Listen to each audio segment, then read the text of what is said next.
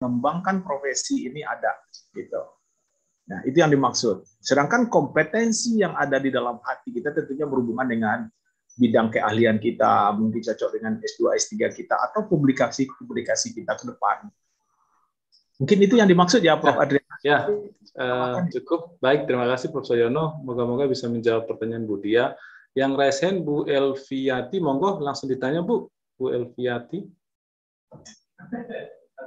Terima kasih Prof. Adrianus. Ya, Saya dari Politeknik Pertanian Payakumbuh. Oke. Salam Prof. Saryono. Salam ya, mungkin beberapa kali sudah ke sana. Ya, kita pernah ketemu Pak waktu penelitian dulu reviewernya. Yang mau saya tanyakan terkait dengan komentar reviewer tadi Pak. Ya. Tadi kan kita harus mengomentari baik itu untuk proposal yang kurang baik maupun yang bagus. Ya.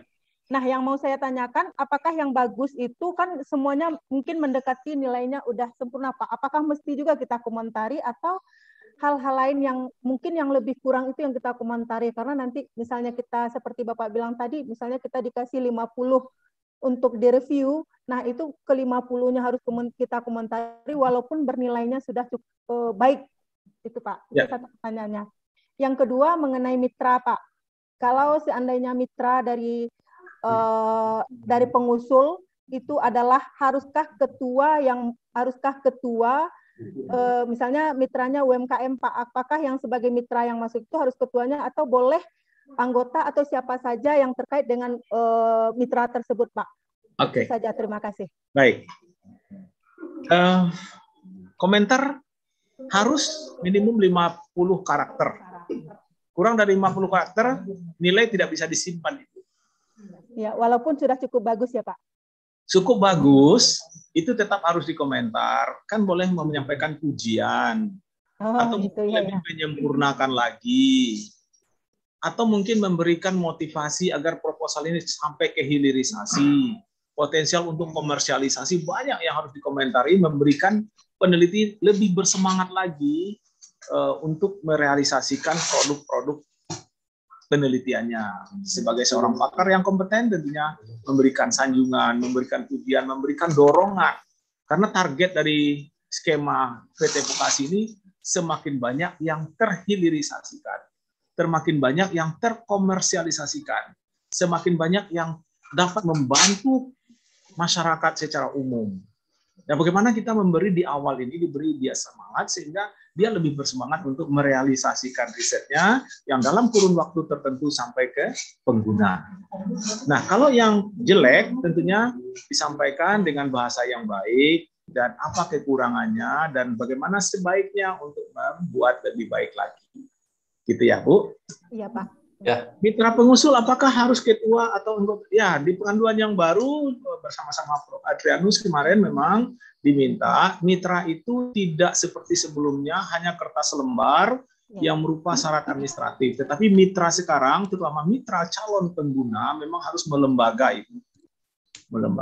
Dan satu orang dari lembaga itu menjadi anggota tim peneliti atas penunjukan lembaga tersebut, bukan pribadi. Sehingga diharapkan penelitian ini juga merupakan suatu bahagian daripada R&D daripada usaha tersebut atau membantu R&D daripada Dudi tersebut. Begitu ya, Bu? Ya, oke. Baik. Terima kasih, Pak. Baik. Terima kasih ya, sudah cukup dimengerti ya, Bu Elviati. Iya, baik, Pak. Ini waktunya tinggal semenit lagi, masih Prof. Agus belum masuk kan, Prof. Agus Bekti. Kalau belum, mungkin ada 2 pertanyaan lagi nih, Prof. Saryono, sambil menunggu Prof. Agus. Ya, mau tanya nih, jika ternyata dari Pak Sartono ya, bagaimana jika ternyata mitra dalam tahun yang sama ketahuan dijadikan objek dari kelompok peneliti lainnya? Maksudnya objeknya ini mungkin Prof. Saryono kaitannya sama mitranya akal-akalan gitu ya, akal-akalan dari pengusul. Jadi pengusulnya itu jadi mitra atau sebaliknya sih. Jadi mungkin seperti itu sih, Prof. Sartono, Prof. Saryono, monggo.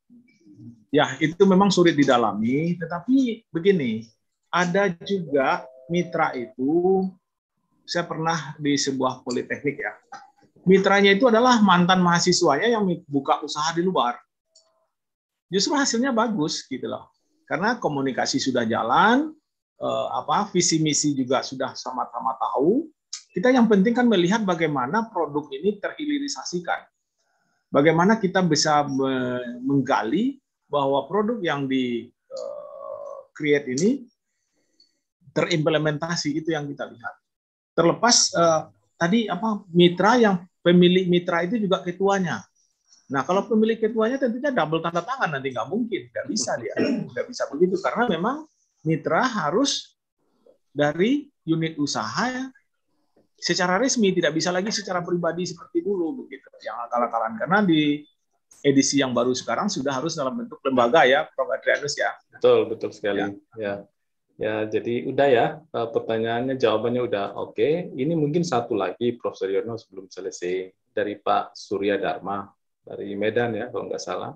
Mau nanya nih, kalau untuk luaran wajib, untuk skema-skema saat ini kan harus ada FS, Feasibility Study, yang mana luaran ini kan belum ada sebelumnya. Nah, apakah nanti akan ada indikator penilaian terhadap capaian FS tersebut? Ya, monggo, pertanyaan yang bagus, Prof. Suryono. Iya, kayaknya Prof. Adrianus juga paham itu. Ada kriterianya. Jadi FS-nya ada kriteria, tinggal klik-klik aja Bapak Ibu. Cuma yang paling mungkin akan baik, karena ini hal yang baru, kita coba baca-baca lagi apa itu feasibility study, dasarnya gitu, sehingga memudahkan kita untuk mereview. Sedangkan di sistem sudah dibuatkan ya, Prof. Adrianus ya. Betul. Ya. Kayaknya pertanyaannya melebar kemana-mana. Kalau yang pertama biasa ya, Prof. Adrianus, tidak hanya ya. Borok aja semua. Ya nggak apa-apa dah, nanti mungkin bisa melengkapi materi-materi yang berikutnya. Baik, terima kasih Prof. Suryono jawabannya. Prof. Agus udah belum masuk ya, tapi kita harus hentikan sesi ini. Satu lagi pertanyaannya, biar langsung dijawab. Yang dari Pak Belnyamin, kalau benar, ini pertanyaannya saya baca, cuman saya juga belum memahami maksudnya apa ya. Kalau benar-benar sesuai mengikuti syarat proposal penelitian yang baik, bisa jadi yang lulus review 4L apa ya? Dia lagi. Bagaimana menurut Prof? Saya kira ini maksudnya apa ya, Pak Benyamin? Iya. Ya, silakan kalau Prof. Suryono udah nangkap pertanyaannya. Ini biasanya di perguruan tinggi itu yang meneliti itu 4L, lu lagi itu istilahnya. Siap. Itu dipublikasikan dulu oleh Ibu Suminar itu. Ini peneliti 4L ya. Di mana-mana dia ketemu. Jadi memang peneliti aktif itu memang seperti itu. Jadi kita ketemu lagi. Yang penting kita hanya melihat kualitasnya. Kualitas dari sebuah proposal. Mungkin kalau dia sudah memang piawai meneliti, mungkin kemungkinan dia berkualitas. Terus tugas kita sebagai reviewer tentunya memperbanyak komunitas peneliti. Jadi kita salah satu yang melekat di diri reviewer itu adalah bagaimana membina peneliti-peneliti di institusinya, sehingga populasi jumlah peneliti itu makin lama makin banyak. Sehingga jumlah 4L itu makin banyak gitu. Nah, makin banyak jumlah peneliti, dibuat aturan juga semakin menghilirisasi, mudah-mudahan produk-produk hasil penelitian makin terasa oleh masyarakat manfaatnya gitu. Ya, baik. Ini, Prof. Ya, terima kasih. Ini udah selesai ya. Baik, udah lewat 4 menit. Tapi satu lagi yang terakhir sebelum tutup. Mitra dari Ibu Diah mau mengkonfirmasi. Mitra harus lembaga. Ya, betul. Dan satu orang dari lembaga mitra harus menjadi bagian penelitian tersebut, tetapi tidak boleh jadi ketua. Ya iyalah, monggo Pak Suryono, artinya bahwa mitra memang harus lembaga dan satu orang dari lembaga mitra tersebut harus menjadi bagian penelitian tersebut. Maksudnya tim penelitian ya. Oh, yang ketua boleh nggak? Ya, monggo. Tidak boleh jadi ketua tentunya. Ya boleh. Ya. Ketua harus jadi P2M, harus dosen ya. Ya, jadi sejak edisi 13 itu hanya ketua saja yang diwajibkan.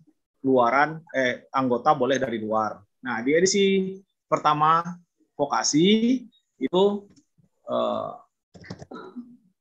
mitra harus melembaga, jadi tidak cukup lagi kertas lembar sebagai syarat administratif, tetapi harus jelas kaitannya roadmap industrinya dengan roadmap penelitian yang akan disampaikan. Yang kedua, salah seorang daripada anggota itu berasal dari mitra yang dimaksud. Harapannya adalah untuk riset terapan itu